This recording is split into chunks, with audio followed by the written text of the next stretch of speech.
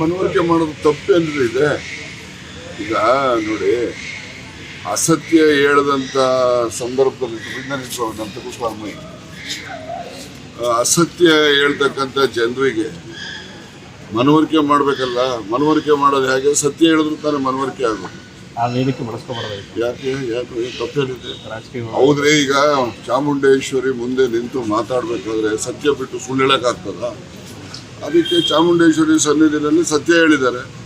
ಹೇಳಿ ಇವರು ಹೋಗಿ ಚಾಮುಂಡೇಶ್ವರಿ ಸನ್ನಿಧಿನಲ್ಲಿ ಇವರೆಲ್ಲ ಆರೋಪಗಳು ಮಾಡ್ತಾರೆ, ಅದೆಲ್ಲ ಹೋಗಿ ದೇವ್ರ ಮೇಲೆ ಆಣೆ ಇಟ್ಟು ಮಾಡಲಿ ಇವ್ರಿಗೆ ಗೊತ್ತಾಗ್ತದೆ.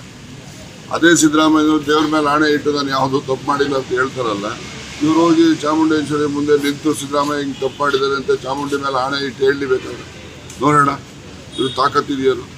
ಸುಮ್ಮನೆ ಜನಕ್ಕೆ ಸುಳ್ಳು ಹೇಳ್ಕೊಂಡು ರಾಜಕಾರಣ ಮಾಡೋದನ್ನು ಬಿಡಬೇಕು. ಅವರು ಸತ್ಯ ಹೇಳಲಿ, ಜನಪರವಾಗಿ ಜನಕ್ಕೆ ಅನುಕೂಲ ಆಗುವಂಥದ್ದು ಇಂಥದ್ದು ಮಾಡಿ ನೀವು ಅಂತ ಹೇಳಿ ನಾವು ಒಪ್ಪಲ್ಲ, ಮಾಡೋಣ.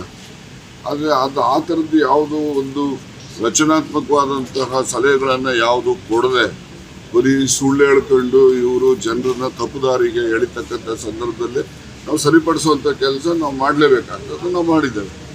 Thank you. ಕ್ಷಣ ಕ್ಷಣದ ಸುದ್ದಿಗಳಿಗಾಗಿ ಫ್ರೀಡಂ ಟಿವಿ ಸಬ್ಸ್ಕ್ರೈಬ್ ಮಾಡಿ, ಲೈಕ್ ಮಾಡಿ ಹಾಗೂ ಫಾಲೋ ಮಾಡಿ.